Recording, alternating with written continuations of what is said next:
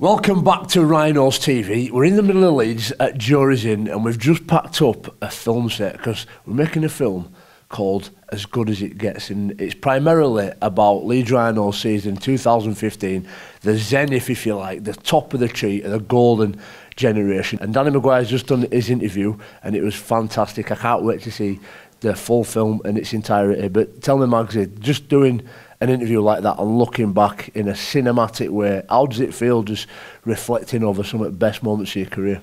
Yeah, it was really good, really enjoyed it, and I think as a player sometimes you get caught up in the moment. You're always looking to next week and the week after, especially in rugby league, you're looking at your opposition. But it was nice then to look back and have a chat about the early part of my career and then obviously the main part about 2015. It's really cliche, but sometimes people say, what's the finest moment in your career? And I don't want to throw out any spoilers out there, but Magsy did say that the best he'd ever felt when he chipped over in that famous game for that famous Ryan Hall try at Huddersfield, and he kicked over, he scored, finished top at league. Just tell us how that felt at that time and why was it the best feeling that you had in your career? Obviously the game had a huge amount on it. Obviously we'd won the Challenge Cup final and we had an opportunity to be league leaders, and the game looked like it were going to be boiling down to a draw. And yeah, I don't even know why I did it, to be honest with you, just a little bit. I thought 10-15 seconds to go, we're not going to lose out if it doesn't come off. But I remember chasing Ollie down, when he obviously caught the ball and running behind him and seeing everybody sort of celebrating on the field and, feeling the energy of the fans behind us as well. Even, I've been involved in some big games and won some really special trophies, but that minute or 2 minutes after that try was probably the best I've ever felt on a rugby field, and it was a great memory. It's always fascinating to me, Danny, because I'm really precious about what's next in the next generation. How do you translate those skills, those talents onto them so they can continue it perpetually? And there's always this argument between nature and nurture. Now, you can provide an environment for young people to come and grow and fulfil the potential, without a doubt. But I do wonder, with you in particular, you're almost anomalous, because I wonder whether 10,000 hours in a place like Abbeyfields of doing relentless training will help you improve. But actually, can anybody coach a Danny McGuire to come up with a play like that in such a crucial moment? Or do you think it's just an inherent part of who you are as a person? Good question, actually. It's probably a bit of both, to be honest with you. I'm pretty lucky. I'm quite good. Yeah, I'm quite good at most things. Like sport-wise, anyway. I put my mind to it and practice it a little bit. I seem to be able to get a knack, whether it be snooker, golf, football, whatever. I always seem to have a knack of being in the right place at the right time. But you still need to have that element of hard work and commitment and work ethic. And I think it's just about marrying them two bits together. You do get players that probably not as talented, but are prepared to work that bit more and eke their potential and talent, that way. But it is a good question. It is that nurture and nature in it, and I think especially in rugby league, you have a combination of different players playing in different positions, and you're always going to have your ones that are talented and your ones that are prepared to work hard and go that extra mile for you. And I think it's just important you get the right mix within your team. We've all got different talents, we've all got different skills, but the skill then, if you can't always coach everything, is to be able to put that together like a lot of ingredients in a meal and make sure that those players are each congruent, they're each adding to the values of the team. So I guess part of what we need to think about with the next generation is, what are you good at and how can you help the group? It's almost an altruistic, selfless nature and culture that you need to create to keep that perpetual success in it. Yeah, it is, and I think the club's been really good at that, identifying players that are going to come in and contribute to the team. And we've been really lucky.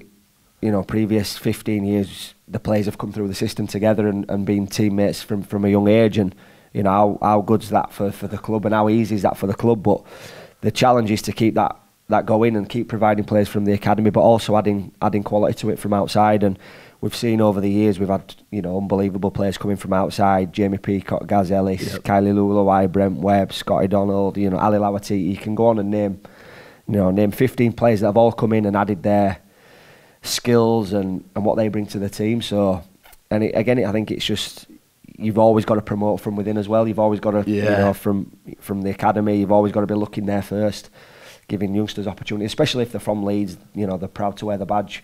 But you've always got to add that little bit of quality from outside as well.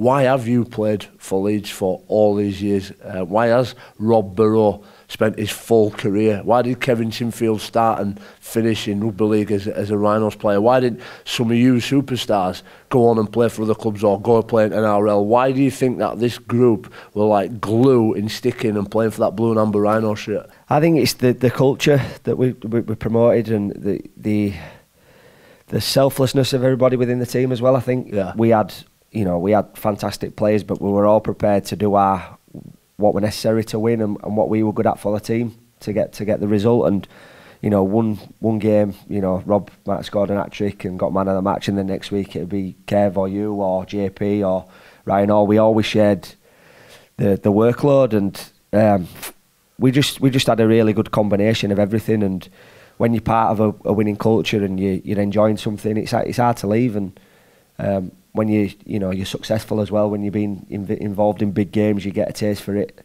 Why would you want to go play elsewhere? And we could have all probably earned a few quid more elsewhere and had a different challenge elsewhere. But I've got no regrets. I've loved every second of it. When I look back, I imagine in 10 years, what people think of Jamie Jones-Buchanan, they'll probably think he was that bearded guy whose name was too long and played on for far too long. But it's an hard question. But how do you think people remember Danny McGuire in 10, 15, 20 years' time? How would you like to be remembered? I know you've got loads of humility and you'll say all the right things, but how would you like to think people remember Danny Mags? It depends who you're asking. I mean, hopefully my teammates will think you're a good guy and wore his heart on his sleeve, and always, every time that he were asked, he tried to give his best for the team and his teammates and people outside. Yeah, just as a match winner, involved in always, when the big games came around, he always put his hand up and and came to the fore when it mattered. But it's a tough question, that one. I don't know. It's everybody will see you different. Some of the opposition fans will probably think I were a bit of I can't say this word on TV, but hopefully people have enjoyed watching me play, and I've had some brilliant times, and met, like I said before, met some great friends along the way. Going forward, what do you think the fans can look forward to both on and off the pitch as far as the club? Is it still growing, and is it a tree that's going to continue to influence the wider Leeds community? Yeah, I think it's good. I think in Yorkshire sometimes we're not too keen for change, are we? No. Change is not good. And the ground, Headingley's an unbelievable stadium, innit? I think playing there, the atmosphere, it's second to none, but it does need to be developed a bit. I think everybody would appreciate that, and I think it's going to be the pictures and everything, what it's going to look like when it's finished is going to be fantastic, and unbelievable place to play rugby league and obviously cricket as well. So and I think the club's in good hands. I think it's important, the youth, we keep promoting from within. We keep, our facilities are brilliant. Obviously we've got our training ground at Kirkstall, and the thing at Leeds, you never want for anything. You're really well looked after, so you've got no excuses when you go out and play on a Friday night, because your preparation's all there for you. Whatever you need is there. So the players have got no real excuses. You've just got to go out there and deliver, and it's about that. Hopefully keeping that culture, and having yourself and Rob, and I'm obviously moving on, but players that have been there for a long time, keep hammering that culture at home, and that winning ethic and that work hard, and I can't see why there wouldn't be. Leeds won't be successful for a number of years.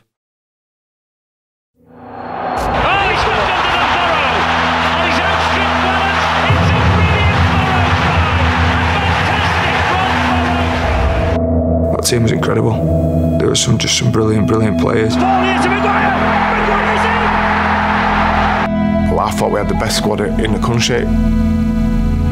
We're the team that will do more than anyone else. Got to have a good coach. Well, we had a great coach. He's the most successful coach the club have ever had, and delivered trophy after trophy. And I always say, this might be as good as it gets, fellas. I thought, you know what, I'm in hell here.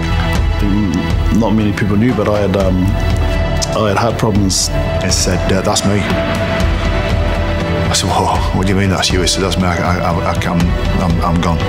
What's next? But what comes next for me? Where do I go? He went, Brian, This is the biggest decision this club's ever faced.